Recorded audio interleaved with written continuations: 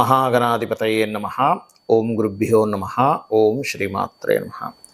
పరమేశ్వర స్వరూపమైనటువంటి జ్యోతిష, వాస్తు మరియు ఇతర అనేకమైనటువంటి శాస్త్రములను మనకు అందించినటువంటి మహర్షులకి నమస్కారం. హయగ్రీవ హయగ్రీవ హయగ్రీవేతి యో వదేత్ తస్య నిస్సరతే వాణి జహ్నుకన్యా ప్రవాహవత్. అరుణాం కరుణాతరంగితాక్షీం ధృతపాశాంకుశపుష్పబాణచాపాం అనిమాదిభిరావృతాం మయూకైః అహమిత్యేవ విభావయే భవానీం. శ్రీమాత్రే నమః. ప్రేక్షకులకి ఆ లలితాంబిక అమ్మవారి యొక్క అనుగ్రహం పరిపూర్ణంగా కలగాలని మనస్ఫూర్తిగా కోరుకుంటూ, మనకి చాలామందికి ఏంటంటే జ్యోతిష్ శాస్త్రం అంటే కేవలం ఏలినాటి శని, సర్పదోషము, నాగదోషము, పలానా నక్షత్రంలో పుట్టాము అందుకే ఈ దోషము అని అనుకుంటూ ఉంటారు. కాదండి, గుర్తుపెట్టుకోండి. కేవలం అవే కాదు, మనకి జ్యోతిష్ శాస్త్రంలో ఒక జాతకాన్ని లగ్నం నుంచి 12 భావాలు ఎలా చూడాలి, ఎలా అనాలిసిస్ చేసుకోవాలి, మనకి బాధ వస్తుందంటే ఎందుకు వస్తుంది, పూర్వజన్మంలో చేసుకున్నటువంటి కర్మల ద్వారా ఆ వ్యక్తి ఒక హీరో అవ్వడం కానివ్వండి, ఒక గొప్ప ధనవంతుడు అవ్వడం కానివ్వండి, ఒక అన్నదమ్ములు సహకరించడం కానివ్వండి, మంచి విద్య కానివ్వండి, మంచి గృహ వాహన యోగాలు కానివ్వండి, సంతానం కానివ్వండి, మంచి జీవిత భాగస్వామి కానివ్వండి, బిజినెస్ లైన్స్లోని లేనట్లయితే ఉద్యోగంలో అద్భుతంగా వెళ్ళడం కానివ్వండి, లైఫ్లో అప్ అండ్ డౌన్స్ కానివ్వండి, ఇన్వెస్ట్మెంట్స్, విదేశాలు, ఇవన్నీ కూడా ఏంటి అంటే ఇట్స్ వెరీ క్లియర్. వాళ్ళు పూర్వజంలో చేసుకున్న పుణ్యం. వీటికి వ్యతిరేకంగా జరుగుతున్నాయంటే వాళ్ళు పూర్వజంలో చేసుకున్నటువంటి కర్మ, పాపము. అది జాతచక్రంలో చాలా స్పష్టంగా మీరు ఇది చేశారు కాబట్టి ఇలా ఉంది అనేటువంటిది వస్తుంది. అదేవిధంగా దానికి వాస్తు కూడా తోడవుతుంది. మనం ఈ రోజు నుంచి ఒక్కొక్క వీడియోలో అసలు మీరు ఏ లగ్నంలో పుట్టారు, అసలు మీ ధనస్థానం ఏమిటి, అలా ఒక్కొక్క అంశం గురించి మనం తెలుసుకుంటూ దానికి పరిహారం ఏం చేసుకోవాలి, దానికి ఉండేటువంటిది ఏమిటి, అదేవిధంగా మరి అసలు జాతకమే లేదండి అది ఎలా తెలుసుకోవాలి, దానికి ఎటువంటి నామాలు చేసుకోవాలి, ఎలాంటి లలితహాస్త్ర నామాల్లో ఎటువంటి నామస్మరణ చేసుకోవాలి, గోసేవ ఏం చేసుకోవాలి అనేటువంటి విషయాలు అన్నీ కూడా చెప్తానని మీకు వీడియో ఎండింగ్ వరకు చూడండి. అయితే ఈ విషయాలు చెప్తుంది నేనైనప్పటికీ కూడా చెప్పిస్తుంది సాక్షాత్ లలిత అమ్మవారిగా భావిస్తూ ఒక్కొక్క విషయం మనం తెలుసుకుందాం. ధనుర్లగ్నము, ఇది ధనుర్లగ్నం, లగ్నానికి అధిపతి గురువు అవుతాడు. సో ఈ గురువు గనక లగ్నంలో ఉన్న ఈ లగ్నమైన ఫస్ట్ ఆఫ్ ఆల్ ఏంటంటే వీళ్ళకి పూర్వజన్మ కర్మ, నేను ప్రతి వీడియోలో కూడా చెప్తుంటాను, వీళ్ళకి మ్యారిటల్ లైఫ్ సంబంధంతో ఉంటుంది.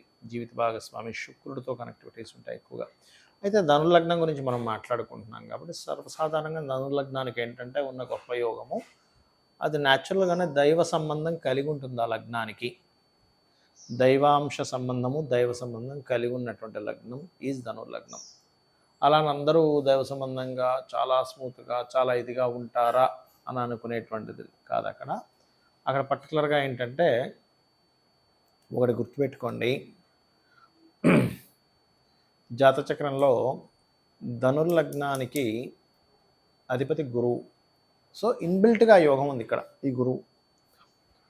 ఇక మనం సొసైటీలో చూస్తుంటాం చూడండి, కొంతమంది నిజంగా ప్యూర్గా ఒక గురువుగా ఉంటూ వాళ్ళని గైడ్ చేస్తూ, వాళ్ళని ఎక్కడ తప్పుదో పట్టించకుండా వాళ్ళకి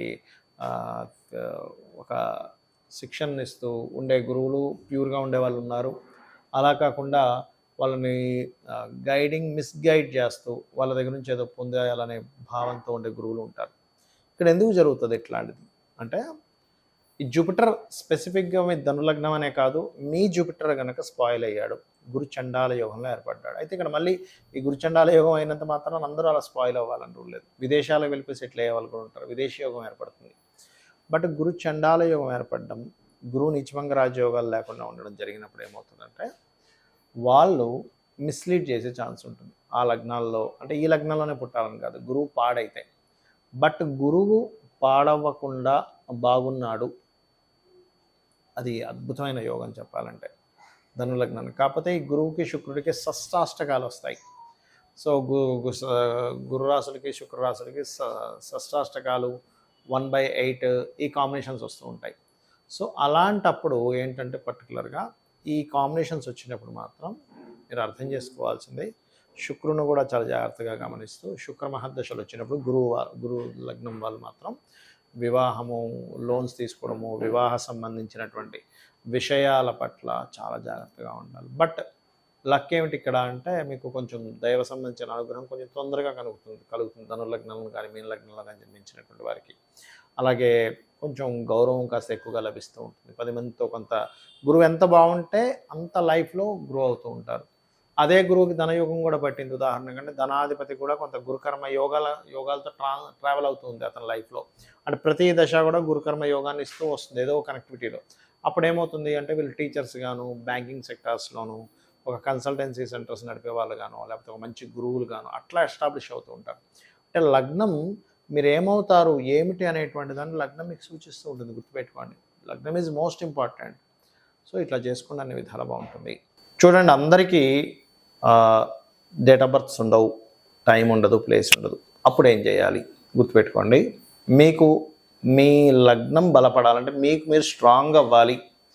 చూడండి, చాలామందికి ఏంటంటే ఇన్సెక్యూరిటీ ఉంటుంది. అమ్మో నాకు ఎవరు సపోర్ట్ లేరు, నేను ఏం చేయగలను.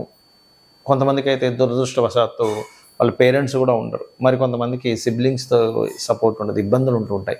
ప్రతిదీ ఏదో ఒక ఇబ్బంది అవుతుంది. అలాంటప్పుడు అమ్మవారి నామాల్లో ఓం శ్రీమాత్రే నమః ఈ నామం చేయండి. అమ్మవారు మిమ్మల్ని పక్క నుండి మిమ్మల్ని నడిపిస్తున్నట్టుగా ఆవిడ చూసుకుంటుంది. ఏం టెన్షన్ పడక్కర్లేదు. ఓకే, అలాగే మరి ధనస్థానం నాకు బాగాలేదు అంటున్నారండి, నేను డబ్బులు సంపాదించలేకపోతున్నారు, ఏం టెన్షన్ పడకండి. ఓం సంపత్కరీ సమారూఢ సింధుర వ్రజ సేవితాయై నమః ఇచ్చేసుకోండి. అలాగే శుక్రకేతు గ్రహాల దగ్గర దీపారాధన చేయండి.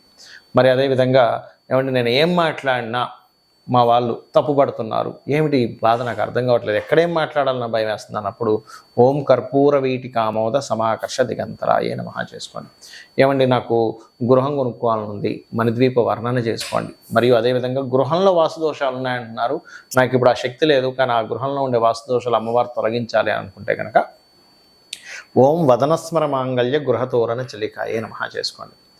అదేవిధంగా సంతానం లేదు అని అనుకునేటువంటి వారు సూర్యభగవాను చూస్తూ ఓం భానుమండల మధ్యస్థ భైరవీ భగమాలిని అయి నమః చేసుకోవచ్చు. లేదా దత్తాత్రేయుడిది దిగంబర శ్రీ పాదవల్లభ దిగంబర అనే నామస్మరణ చేసుకోండి. అలా కాదండి, నాకు పూర్వజన్మ కర్మ నన్ను వెంటాడుతుందేమో, ఏమి చేసినా కలిసి రావట్లేదు, అదిగాక ఏలినాటి శని ప్రభావం, అష్టమ శని ప్రభావం, అర్ధాష్టమ శని ప్రభావం ఉన్నారని అందరూ నన్ను భయపెడుతున్నారు, ఏమిటి శని ప్రభావం ఏమిటి అనుకునేటువంటి వారు చక్కగా మీరు ఓం అనాకలిత సాదృశ్య చుబుకశ్రీ విరాజితాయే నమః అని చెప్పి చేసుకోండి.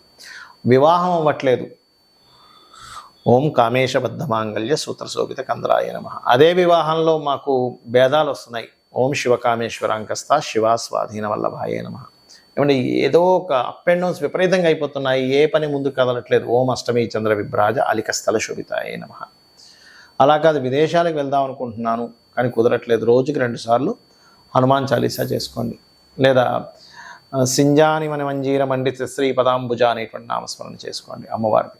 లేదండి నేను ఉద్యోగంలో ఎదగలేకపోతున్నాను, ఓం శ్రీమాత శ్రీ మహారాజ్ని శ్రీమత్ సింహాసనేశ్వరి లేదా ఓం మాణిక్య మకుటాకార జానుద్వయ విరాజితాయే నమః చేసుకోండి. అలాగే బాగా ఎక్కువ ఇబ్బందులు ఉన్నాయన్నప్పుడు నవగ్రహాల దగ్గర కుజ శని రాహుకేతు గ్రహాల దగ్గర దీపారాధన చేయండి. గోవుకి బెల్లము క్యారెట్స్ తినిపించండి. ఇవి చేస్తూ ఉన్నారనుకో, నిత్యము ఉదయం సూర్యోదయానికి ముందు దీపారాధన ఉండాలి ఇంట్లో. అప్పుడు ఆ ఇల్లు ఐశ్వర్యవంతం అవుతుందట. రెండవది, మీకు దగ్గరలో ఆలయం ఉంటే రెగ్యులర్గా వెళ్ళి ప్రదక్షిణాలు చేయడం, అక్కడ కాసేపు కూర్చోవడం, ధ్యానం చేయడం చేయండి. అదేవిధంగా గోశాలకు వెళ్ళి దేశీవాలి గోవుకి, నార్మల్ గోవు కూడా పెట్టచ్చు, దేశీవాలి గోవుకి పెడితే మీ దోషాలు తొందరగా పోతాయి. అక్కడ ఏంటంటే బెల్లము, క్యారెట్లు, గోంగూర ఇటువంటి పదార్థాలు పెట్టండి. రావి చెట్టు చుట్టూ ప్రదక్షిణాలు చేయండి. ఎవ్రీ 3 మంత్స్కి 4 మంత్స్కి ఒకసారి లేదా 6 మంత్స్ ఒకసారి అయినా ఏదైనా తీర్థయాత్రలకు వెళ్ళండి. ఇవి కనుక మీరు చేశారంటే మీ జాతకం ఎలా ఉన్నా, మీ జాతకం తెలిసినా తెలియకపోయినా ఇవి చేసుకున్నారంటే, పితృదేవతలకు కూడా చేయడం అమావాస్యలు వచ్చినప్పుడు చేశారంటే, అది కాక మనకి ఇప్పుడు మహాలయ పక్షాలు కూడా ఉన్నాయి కాబట్టి ఇవి చేసినట్లయితే ఖచ్చితంగా అమ్మవారి అనుగ్రహంతో మీరు ఎటువంటి ఇబ్బందికరమైన వాతావరణంలో ఉన్నా మీరు బయటపడడం జరుగుతుంది. శ్రీమాత్రే నమః.